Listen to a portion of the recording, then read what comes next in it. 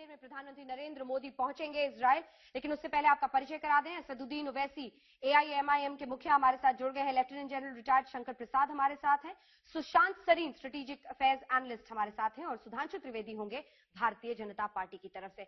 सबसे पहले ओवैसी साहब मैं आपके पास आना चाहती हूं, क्योंकि आपने ये कहा है कि प्रधानमंत्री इजराइल तो जा रहे हैं, ठीक है, लेकिन फिलिस्तीन नहीं जा रहे हैं, तो आपको उनकी नीयत पर शक हो रहा है। मेरा सवाल आपसे ये है कि हिंदुस्तान अपने सामरिक रिश्तों को, तमाम डिफेंस डील्स के मद्देनजर ये समझता है कि इजराइल के साथ इस वक्त रिश्ता आगे बढ़ाने में फायदा है देश का, और ये फायदा किसी धर्म और किसी धर्म से जुड़े हुए लोगों का नहीं है, हिंदुस्तान का फायदा है। आपकी आंखों में ये क्यों खटक रहा है?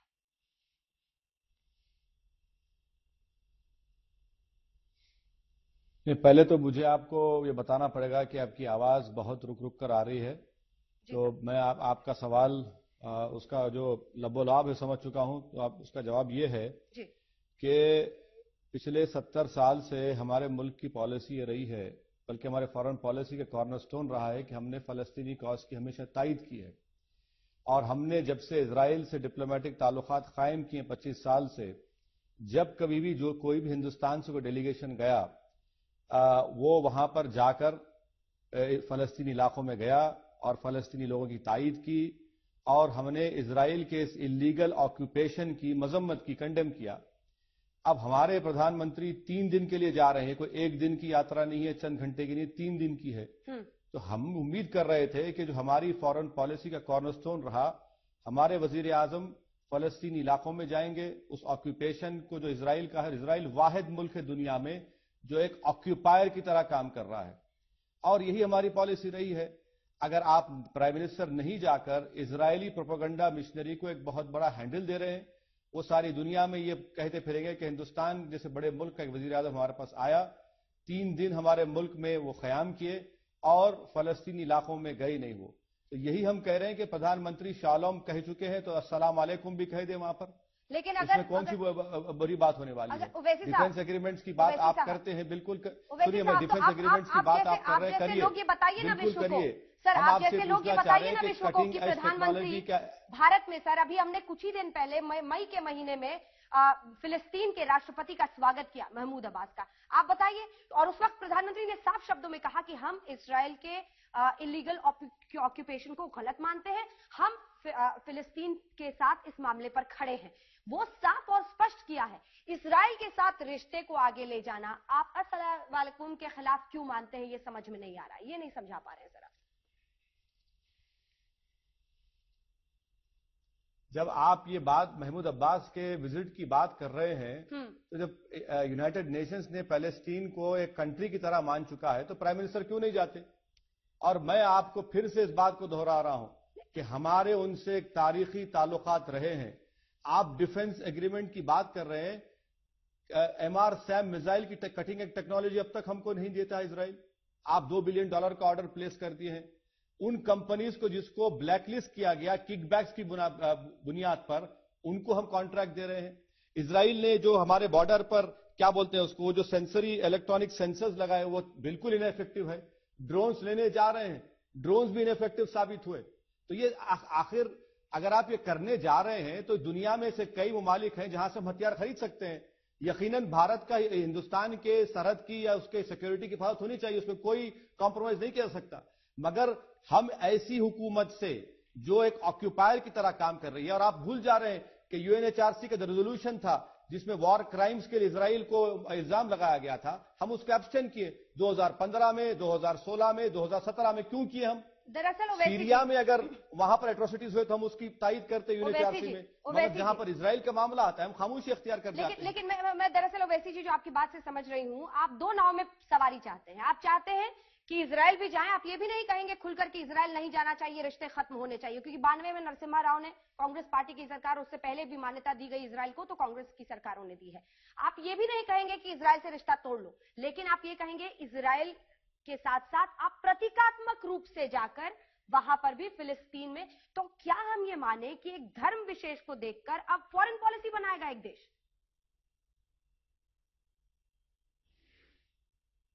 नहीं, आपकी सोच बिल्कुल गलत है। फलस्तीन का मसला है कि धर्म को मत जोड़िए।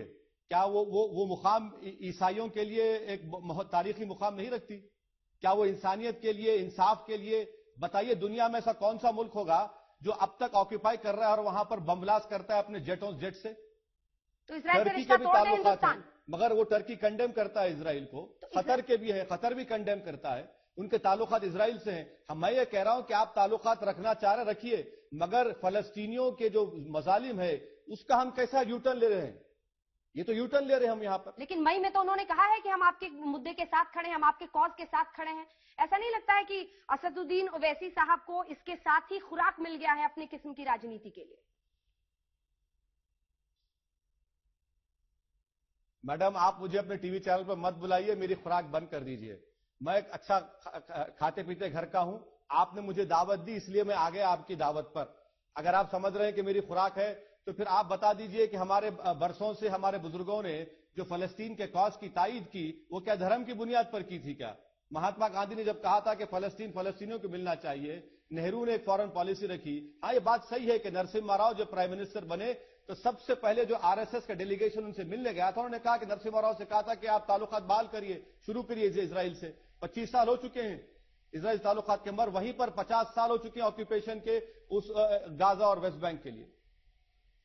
मैं चाहती हूँ कि सुधांशु त्रिवेदी जी को इस बहस में मैं शामिल करूं। सुधांशु त्रिवेदी जी, उनका सिर्फ ये कहना है कि प्रधानमंत्री जा रहे हैं, अच्छी बात है, वो इसके खिलाफ नहीं है, इस्राइल के साथ रिश्ते बेहतर हों, लेकिन फिलिस्तीन नहीं जा रहे, इससे वो क्या संदेश देने की कोशिश कर रहे हैं, ये ज्यादा खतरनाक हो सकता है? या फिर आप सीधे सीधे नकार रहे हैं कि बीजेपी को मुसलमानों की जरूरत नहीं है, अगर आप कहते हैं कि वोट बैंक से जुड़ा हुआ है? देखिए अंजना जी, जब भी हम अंतर्राष्ट्रीय कूटनीति में किन्हीं देशों के साथ संबंध रखते हैं तो वह परिस्थिति सापेक्ष होता है। जैसे याद करिए, उन्होंने ओवैसी जी ने ठीक कहा कि 60-70 साल से रवायत रही है, तो 60-70 साल से यह भी रवायत रही थी। आप याद करिए कि जो भी व्यक्ति ब्रिटेन का, अमेरिका का, बड़े यूरोपियन कंट्रीज का आता था भारत, तो वो पाकिस्तान भी जाता था, मगर रवायत पिछले 10-15 साल से खत्म हो गई। इसका कारण यह था कि अब भारत और पाकिस्तान की कोई तुलना नहीं रह गई। ये थी कभी बात 50 साल पहले, 60 साल पहले, जब दोनों इक्वेट किए जाते थे। वही हालात अब इजराइल और फिलिस्तीन में है। फिलिस्तीन इजराइल एक साथ आए, आज आप देखिए जैसे भारत पाकिस्तान एक साथ बने, आज कहां भारत खड़ा है science and technology, development, creative and other things में। लगभग वही हालात वहां फिलिस्तीन और उनके। जहां तक फिलिस्तीनियों का जो नेचुरल जस्टिस है, जो उनका हक है, वेस्ट बैंक और गाजा स्ट्रिप को लेकर जिस प्रकार का ऑक्यूपेशन है, उस पर हम उनकी बात से साथ सहमत हैं। परंतु यह भी एक यथार्थ है कि इकोनॉमी हो, टेक्नोलॉजी हो, उसमें जिस प्रकार की श्रेष्ठता इजराइल ने हासिल की है, वो अपने आप में बहुत काबिले तारीफ है और किसी भी देश को इसी हिसाब से रखना पड़ेगा। और रही बात इसकी, जो इन्होंने कहा कि वो ऑक्यूपायर की तरह काम कर रहे हैं, तो ये भी बात है भाई, उन देशों में अगर आप देखें तो जब आतंकवाद का दौर दुनिया में शुरू हुआ तो सबसे पहला आतंकवाद का शिकार होने वाला इजराइल था।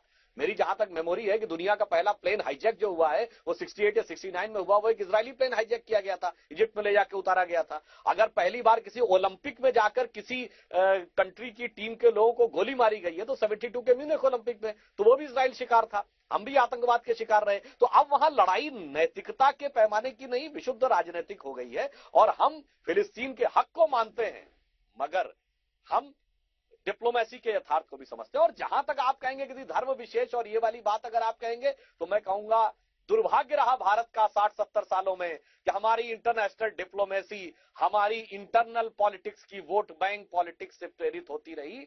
यह कदापि नहीं होना चाहिए। अंतरराष्ट्रीय कूटनीति राष्ट्रीय हितों से प्रेरित होनी चाहिए, ना कि हमारी अंदरूनी राजनीति की वोट बैंक पॉलिटिक्स। ठीक है, ओवैसी जी, एक रिएक्शन आपका इस पर, जिसके बाद में केसी सिंह और सुशांत सरीन और जाऊंगी जनरल प्रसाद के पास। तस्वीरें भी हम दिखा रहे हैं, प्रधानमंत्री का वहां स्वागत के लिए रेड कार्पेट ट्रीटमेंट उनको दिया जा रहा है। नेतन्याहू खुद वहां पर कुछ देर में पहुंचने वाले हैं। इसका जवाब आपसे चाहते हैं। दरअसल अगर आतंकवाद से लड़ने में बहुत बड़ी सहायता मिलती है इस्राइल के साथ हाथ जोड़कर, तो इस पर क्या आपत्ति हो सकती है? वो कह रहे हैं कि फिलिस्तीन के मुद्दे पर हम उनकी लड़ाई में उनके साथ खड़े हैं। ओवैसी जी, मैं आपको कह रहा हूं कि आतंकवाद की लड़ाई की बात सुधांशु साहब कर रहे हैं। सुधांशु साहब, मेरे को यह बताइए कि जकीउर रहमान लखवी, हाफिज सईद, 26/11 में उन्होंने हिंदुस्तानियों को शहीद किया, जिसमें एक इजरायली फैमिली मारी गई थी। क्या किया इजराइल हमारी मदद? आपका डेविड हेडली वहां पर बैठकर डिपोज करता है, तहव्वुर राना को हमारे हवाले नहीं करवा सकते, डेविड हेडली को हमारे हवाले नहीं करवा सकते। और अगर इजराइल अमेरिका इतने करीबी हमारे ताल्लुकात हैं, तो भाई आप स्ट्रेटेजिक एग्रीमेंट उससे साइन क्यों नहीं कर लेते इजराइल से? आप स्ट्रेटेजिक एग्रीमेंट साइन करिए। इजराइल जो सेंसरी क्या बोलते हैं उसको, जो बॉर्डर कंट्रोल पे इलेक्ट्रिक सेंसर्स लगाया, आतंकवादी तो गुजरे हैं सुधांशु साहब, उनके ड्रोन फेल हो गए हैं। कहां तक आतंकवाद को रोकने में इजराइल हमारी मदद किया, बताइए आप। ये तो हमारी मुल्क की सिक्योरिटी सिस्टम हो या हमारे मुल्क के जवान हो, उन्होंने मुकाबला किया। ये एक बाऊ बनाकर रख दिया इजराइल को कि इजराइल के पास ऐसा है। मैं आपको कह रहा हूं कि सुधांशु साहब, आप तो काफी विद्वान आदमी हैं, कभी एक किताब पढ़ लीजिए जो इजराइल के एजेंट ने लिखा था कि एक जमाने में इजराइल LTTE को भी ट्रेनिंग दे रहा था और श्रीलंका की आर्मी को भी ट्रेनिंग दे रहा था। तो ये कहना कि इजराइल के पास टेररिज्म के हर मर्ज के इलाज है, ये बिल्कुल गलत है। ये बिल्कुल गलत है, इसको हमको समझने की जरूरत है। आतंकवाद का हर आखिरी उपाय इजराइल से ही मिलेगा, ये मान लेना सही है क्या सुधांशु जी? देखिए, ये हम कदापि नहीं कहते कि किसी एक देश के पास सारे मर्ज की दवा है, और ना ही ये हो सकता है किसी एक देश के आतंकवाद के द्वारा हम अपने देश के आतंकवाद को ठीक कर लेंगे। यहां पे सिर्फ ये है कि एक टेक्नोलॉजी, कुछ चीजें ऐसी विशेषज्ञता है जो उन्होंने इस संदर्भ में प्राप्त की, जिसमें इंटेलिजेंस हो, इंटरनल सिक्योरिटी हो, जिसमें हमें उनका लाभ मिल सकता है। इससे अधिक हम और कोई बात नहीं करने की बात कहते हैं। हाँ, एक बात वैसे मैं और कहूंगा on A lighter note, Bharat और इजराइल में एक और समानता है। दोनों दुनिया के एक प्री हिस्टोरिक कंट्री है, प्राग ऐतिहासिक राष्ट्र हैं। दोनों एक साथ अस्तित्व में आए थे। 14 मई 1948 को इजराइल और 15 अगस्त 1947 को भारत। और आज जब 21st सेंचुरी में हम उभर के सामने आए हैं, तो दोनों ने टेक्नोलॉजी, इकोनॉमी में बहुत प्रगति की है। और आज दुनिया की सबसे बड़ी जो पावर अमेरिका कही जाती है, वहां पे सबसे पावरफुल लॉबी इजराइल की मानी जाती है और सेकंड पावरफुल लॉबी इंडिया की माने जाने लगी। तो मैं कहूंगा कि उन्होंने भी प्रगति की है, हमें भी हर देश से जिसने प्रगति की हमें कुछ सीखना चाहिए, और किसी भी चीज को बहुत रिलीजियस नजरिए से या मजहबी चश्मे से नहीं देखना चाहिए। ये भी आप याद करिए, पिछले 60-70 सालों में कितने नोबेल प्राइज इजराइल वालों ने प्राप्त किए। छोटा सा देश, उसने किस ढंग से लड़ाई लड़ते हुए 7-7 कंट्रीज के साथ आपस में लड़ाई लड़ते हुए भी उसने अपने को डेवलप किया। तो हमें उनसे कुछ अगर दक्षता सीखने को मिलती है तो हमें सीखना चाहिए। हम ये नहीं कहते कि उनका हर इंटरेस्ट हमारे इंटरेस्ट से मैच ही खाता होगा। वैसी जी,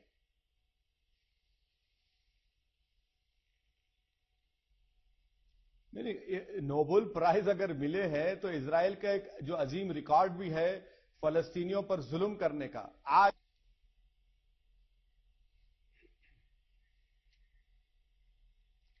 तस्वीरें इस बीच हम आपको दिखा रहे हैं, वहां पर प्रधानमंत्री नरेंद्र मोदी का, जी बोले। काउंसिल के रेजोल्यूशन पास किए गए हैं, उन तमाम की धज्जियां उड़ा रहा है इजराइल। और मैं आपको बता रहा हूं कि हिंदुस्तान ने हमेशा फलस्तीनियों की तायद की। क्या सुधांशु जी आप जानते हैं कि फलस्तीन में एक इंडिया हाउस है? वो इंडिया हाउस कितना पुराना है? वो इंडिया हाउस सुधांशु साहब 800 साल पुराना है। वहां पर सिलसिले चिश्तिया के बुजुर्ग जाकर रहते थे। आज भी उस इंडिया हाउस की निगरानी कोई करता है तो उत्तर प्रदेश की एक मुसलमान फैमिली आज से 90 साल पहले गई थी। हम यही तो कह रहे हैं कि प्रधानमंत्री क्यों नहीं जाते वहां पर? जाइए, जब वो जेरूसलम जा सकते हैं तो डोम ऑफ रॉक को भी जाइए। वो हिंदुस्तान को रिप्रेजेंट कर रहे हैं ना। हमारी जायनिज्म अलग है। क्या ये मुल्क हिंदू राष्ट्र तो नहीं बना? हाँ, वो एक जायनिस्ट स्टेट है। सुधांशु जी आपने सही कहा, एक मुल्क बनाया गया है। पिछले 80 साल में 2 मुल्क बनाए गए थे मजहब के नाम पर, एक पाकिस्तान और इजराइल। ये दोनों नाकाम साबित हुए। ये दोनों मुल्क का क़याम मजहब की बुनियाद पर किया गया था। एक जायनिज्म पर किया गया था कि इस्लाम के नाम पर पाकिस्तान ने किया था। दोनों सरासर नाकाम साबित हुए। इससे पहले कि मैं वापस आपके पास आऊं सुधांशु जी, मुझे केसी सिंह जी से एक इस पर प्रतिक्रिया लेने दीजिए। केसी सिंह जी, जो अभी तक बातें कही गई उसमें यही समझाया गया कि फिलिस्तीन हमेशा जाने के पीछे या फिलिस्तीन को फेवरेट बनाकर दिखाने की एक कोशिश हमेशा इसलिए की गई तमाम पार्टियों की तरफ, खासतौर पर कांग्रेस पार्टी की तरफ से, ताकि वो देश के अंदर बैठे मुसलमानों की नाराजगी ना मोल ले। क्या सच में ऐसा है? क्या फॉरेन पॉलिसी में इन बातों को ध्यान में रखना जरूरी होता है? देखिए, गांधी जी ने 1938 में कहा, जिनको ये चतुर्बनिया कहते हैं, कि फलस्तीन अरबों का है जैसे कि वलायत अंग्रेजों का है और फ्रांस फ्रांसीसियों का है। तो ये तो पुरानी बात है, ये तो गांधी जी की कही हुई बात है। लेकिन वोट बैंक पॉलिटिक्स उसका एक साइड था 1947 के बाद।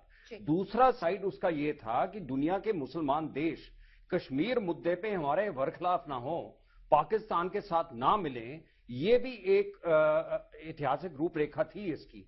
तो एक फॉरेन पॉलिसी में भी जरूरत थी कि हम ये ना लगें कि हम सिर्फ इजराइल के साथ खड़े हैं।